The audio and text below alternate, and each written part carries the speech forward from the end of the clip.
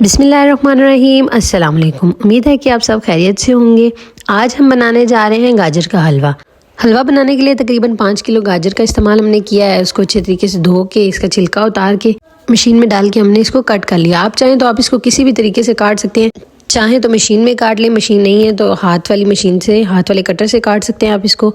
उसके बाद इसको हमने कुकर में डाल के बिल्कुल थोड़ी सी क्वांटिटी दूध की डालनी है। आप चाहें तो पानी भी यूज़ कर सकते हैं, लेकिन हमने इसमें दूध ऐड किया है। बिल्कुल मीडियम फ्लेम पे हम इसको आधे घंटे के लिए गलने के लिए रखेंगे। जब ये गल जाए तो हमने इसको कुकर में से कढ़ाई में निकाल लिया है। अब हम इसमें घी ऐड करेंगे। देसी घी हमने इसमें डाला है, आप चाहें तो नॉर्मल घी या ऑयल भी यूज़ कर सकते हैं। घी ऐड करने के बाद हम इसकी अच्छे तरीके से भुनाई करेंगे मीडियम फ्लेम पे। 2 कप हम इसमें चीनी शामिल करेंगे। चीनी शामिल करने के बाद साथ साथ हम इसकी भुनाई करते जाएंगे। फ्लेम आप याद रखिएगा मीडियम रखना है। दूध हमने इसमें बहुत कम इस्तेमाल किया है, आप चाहें तो गलाने के लिए पानी भी इस्तेमाल कर सकते हैं। ये गाजर के हलवे की बहुत ही आसान रेसिपी है, इससे आपका हलवा बहुत जल्दी तैयार हो जाता है। अगर आप दूध शुरू में शामिल कर देते हैं तो वो खुश्क होने में बहुत टाइम लगता है और उसका टेस्ट भी वैसा नहीं आता जैसा कि लास्ट में खोया डालने से आता है। हलवा हमारा तकरीबन भुन चुका है। अब हम इसमें खोया ऐड करेंगे।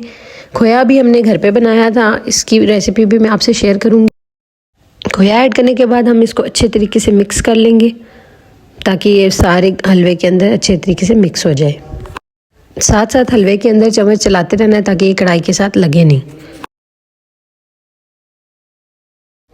1 टीस्पून हम इसमें इलायची का पाउडर डालेंगे, आप चाहें तो साबुत छोटी इलायची भी डाल सकते हैं।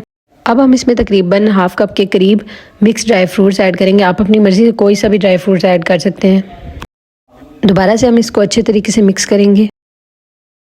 गाजर का हलवा हमारा रेडी हो चुका है। अब हम इसको डिश में निकालेंगे और इसकी गार्निशिंग करेंगे खोए और बाकी ड्राई फ्रूट्स के साथ।